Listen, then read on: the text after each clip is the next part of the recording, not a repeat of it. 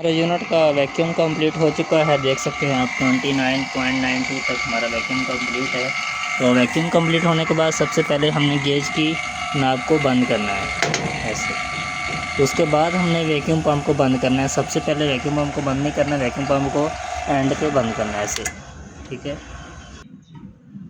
अब इस vacuum pump वाली जो लाइन है इसको खोल के हमने सिलेंडर के साथ अटैच करना है ऐसे।